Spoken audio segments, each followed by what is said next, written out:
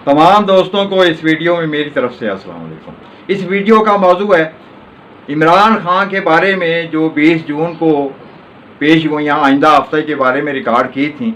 अब वो तमाम पूरी हो चुकी हैं और जो है वर्करों के हवाले से या बुशरा बीबी के हवाले से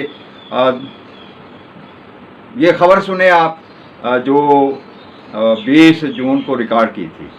आइंदा हफ्ता जो है इमरान खान के लिए जो है वो कैसा गुजरेगा। आइंदा हफ्ता 23 तारीख से लेके जो है 30 जून तक का अरसा जो है उसमें इमरान खान के ऊपर जो है वो हालात अच्छे नहीं है। इस अरसे में जो है जैसे जो है एक बदनामी इंसल्ट और गलत बयानात शुरत गलत जो है ऐसे कोई बयान जो है वो मतलब मीडिया के ऊपर चलेंगे और जैसे जो है मतलब इमरान खान को उसके मकसद में नाकाम करने की पूरी कोशिश की जाती है। इस तरह के हालात वाक़यात सामने होंगे और अलावा जो है बुशरा बीबी और जो उसके शरारती सियासी वर्कर हैं उनके हवाले से भी जो है जैसे जो है काफ़ी टेंशन परेशानी पैदा होती है या कोई गिरफ्तारियाँ या कोई मज़ीद कोई मुकदमा डालने कह सकते हैं कि ये हफ्ता जो 23 से लेके 30 जून तक का है ये इमरान खान के लिए अच्छा नहीं है। ऐसे हालात व वाक़यात गुजरे हैं इमरान खान के लिए जो है इस हफ्ता में पेशगोई के मुताबिक कि जो है इमरान रियाज भी जो है उसके ऊपर जो है अपनी तफसील पेश जैसे आपने सुनी है और जो है मज़ीद जो है उनकी ज़ुबानी सुने कि वो जो है कुछ मुकदमात करने के हवाले से जो है बात कर रहे हैं। देखिए इमरान खान साहब की गैर मौजूदगी में ये पार्टी उतनी फाल तो है ही नहीं। मैं सीरियसली आपको बताऊं, ये लोग नाराज भी होते हैं, वो कहते हैं यार हमारी धुलाई हो रही है, तो इनकी धुलाई बनती भी है। इमरान खान अगर कमजोरी शो नहीं कर रहा 74 साल की उम्र में 73 साल की उम्र में, तो बाकी लोगों को भी नहीं करनी चाहिए। मेरी सिर्फ ये गुजारिश है सबसे कि भाई कमजोरी या तो फिर तुम कहोगे हमने ये लड़ाई लड़नी नहीं है, हमने जमहूरियत के लिए आज़ादी धारे राय के लिए आना ही नहीं है। गांधी साहब ने कहा था ना कि अगर आप किचन की गर्मी बर्दाश्त नहीं कर सकते तो फिर आप किचन को छोड़ दें। तो भाई अगर आपने इमरान खान की तरह बर्दाश्त है आपके अंदर तो फिर आप मैं ये नहीं कहता कि हर आदमी एक जितनी मार खा सकता है या एक जितना लड़ सकता है। किसी को चोट लगे तो वो रो ही देता है, लेकिन कुछ लोगों से बहुत ज़्यादा एक्सपेक्टेशंस होती हैं, तो वो इसलिए बातों का आप पीटीआई और एस्टेब्लिशमेंट की जो लड़ाई है उसके सबसे बड़े बेनिफिशियरी नून लीग है। आप नहीं समझते कि इस पहलू को सामने रखते हुए पीटीआई को सुलह कर लेनी चाहिए? नहीं, ये देखिए पाकिस्तान तहरीक इंसाफ का अपना फैसला है, उनका अपना फैसला है कि उन्होंने क्या करना है और सुलह करनी है तो क्या करना है। यानी वही गेम खेलना है पाकिस्तान में जो हमेशा से चल रहा है। यानी कल कुछ जमातों ने मिलकर जो है वो परवेज़ मुशर्रफ का साथ दिया और नवाज शरीफ वगैरह के खिलाफ काम हुआ। फिर नवाज शरीफ साहब मिल गए एस्टेब्लिशमेंट के साथ पीपल्स पार्टी का तख्ता उलट दिया, उनके साथ खराबा किया। फिर इन सारों ने मिलकर नवाज शरीफ इक़्तिदार में आगे वहाँ बैठ गए। फिर इमरान खान साहब को थोड़ा सा रूम मिला तो उन्होंने फ़ायदा उठा लिया और अब जो है वो नवाज शरीफ साहब वगैरह ने किस तरह 2 नंबरी करके सारी जमातों ने पीडीएम की जमातों ने वही खेल खेला।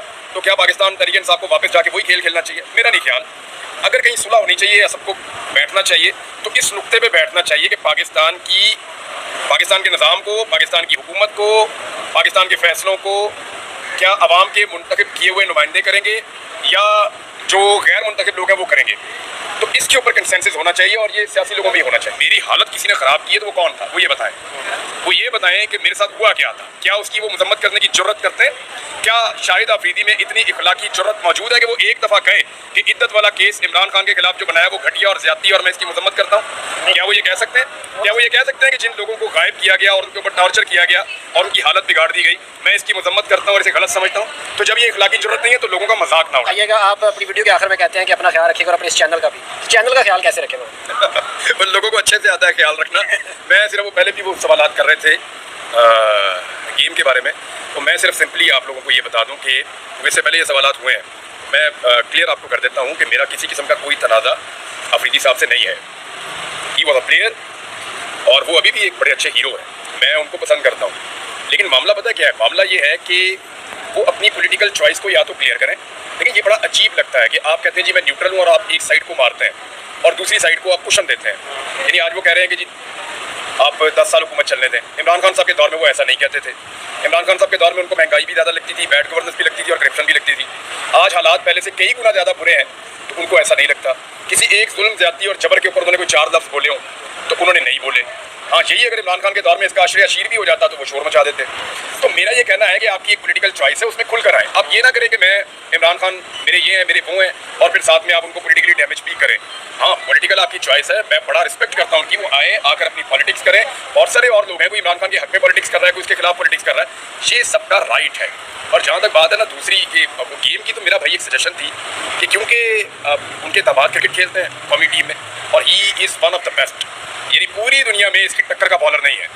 जितना अच्छा वो आगे से स्विंग करता है बॉल, जितना अच्छा वो अपनी हाइट का इस्तेमाल करता है, जितना अच्छा वो सीम का इस्तेमाल करता है, और वो एक अच्छा पेस के साथ बॉल फेंकता है और उसमें एग्रेशन भी है और वो अपनी बैटिंग भी इंप्रूव कर रहा है। तो एक ऐसे ज़बरदस्त प्लेयर को अगर सियासत की नज़र किया जाएगा तो ये ज़्यादती होगी। तो मेरी एक्चुअली हमदर्दी जो है वो शाहीन शाह अफरीदी के साथ थी। सिर्फ शाहिद अफरीदी साहब कंट्रोल कर लें, थोड़ा सा बर्दाश्त कर लें, और जो ग्रुपिंग है, जो लॉबिंग है, वो उसको ख़त्म कर दें। मैं नहीं कह रहा हूँ, मुझे बहुत सारे क्रिकेटर्स फ़ोन करके ये कह रहे हैं जो शाहिद अफरीदी के बहुत करीबी लोग हैं, उनके साथ मिलकर खेले हुए हैं, वो भी ये कह रहे हैं कि इमरान भाई आपने एक बहुत बड़े इशू को हाईलाइट किया, हम आपको फैक्ट्स बताते हैं। उन्होंने मुझे फैक्ट्स बताया, मैं उनमें पढ़ना नहीं चाहता, मेरी तो सिर्फ ये गुजारिश थी।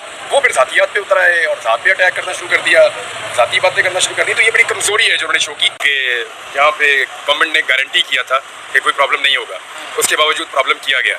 तो वो अब मौजूद जज साहिबान बुलाकर पूछेंगे कि क्यों किया गया, तो उसके लिए कंटेम्प्ट जो है वो हम फाइल कर रहे हैं और कल मेरे ख्याल केस लग जाएगा या परसों लग जाएगा। तो देखते हैं उसमें क्या होता है। अभी इसको तो चलाएंगे हम इंशाल्लाह, वहाँ पे भी मुकदमा करेंगे, जिन लोगों ने झूठे पर्चे कराए उन पे भी मुकदमा करेंगे, इस मामले को ऐसे छोड़ेंगे नहीं। सच्चा इल्म और मुकम्मल इल्म जो है वो सारे मामलात को शो करता है।